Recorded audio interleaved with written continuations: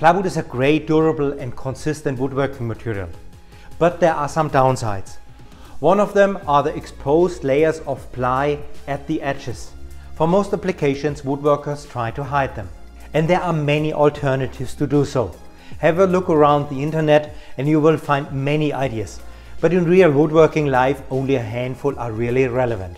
I put some links to good tutorials into my comments, but still I'm not satisfied with neither of them.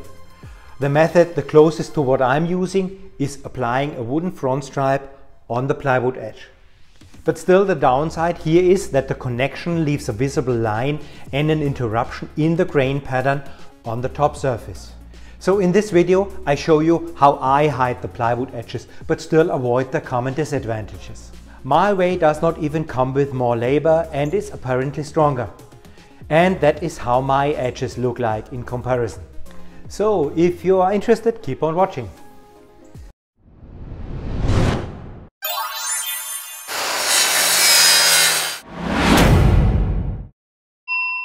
So let's jump into it. The first step is cutting the front stripes.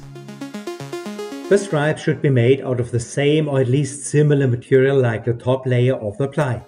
In my case the ply is Baltic birch and the stripes are made out of maple wood, as I do not have access to solid Baltic birch, but I guess the match is at least okay. I cut 8 to 5 mm thick stripes out of the solid material. The solid material needs to be wider than the later plywood panel.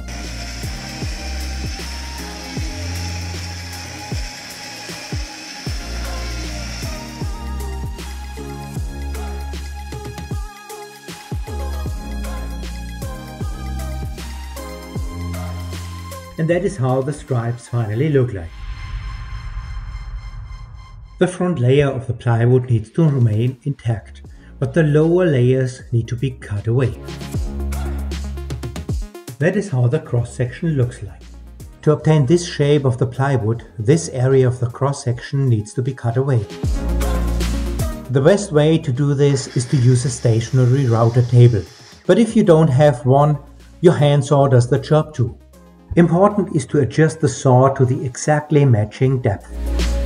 Besides, I also match the cut to the stripe thickness due to the lower accuracy using a track saw.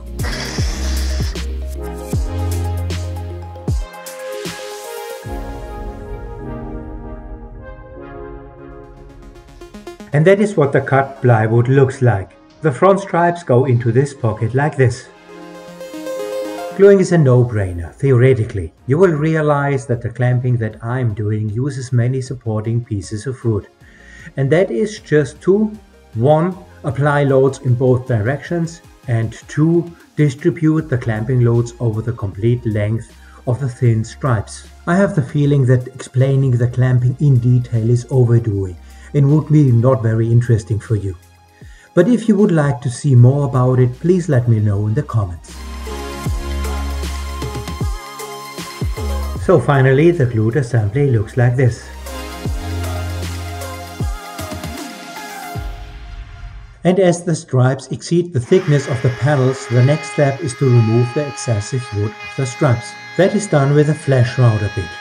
For the flash routing I protect the base material from the marks from the roller bearing with a blue tape.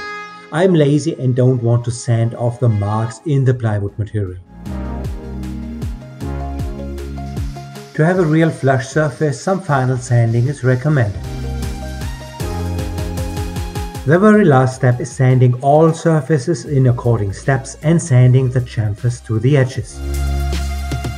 And that is what the single front panel looks like after all steps. But don't underestimate the work and needed time.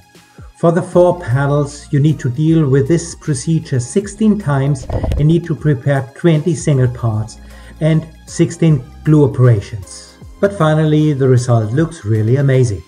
From the front there is no veneer edge layer visible. The panels are just without any disturbing connection lines and the grain runs into each other really seamlessly. So, and that is what the result looks like on the cabinet. Just seamless. For me it's worth every extra minute put into this detail, especially when you're realizing a continuous grain pattern all over the cabinet front.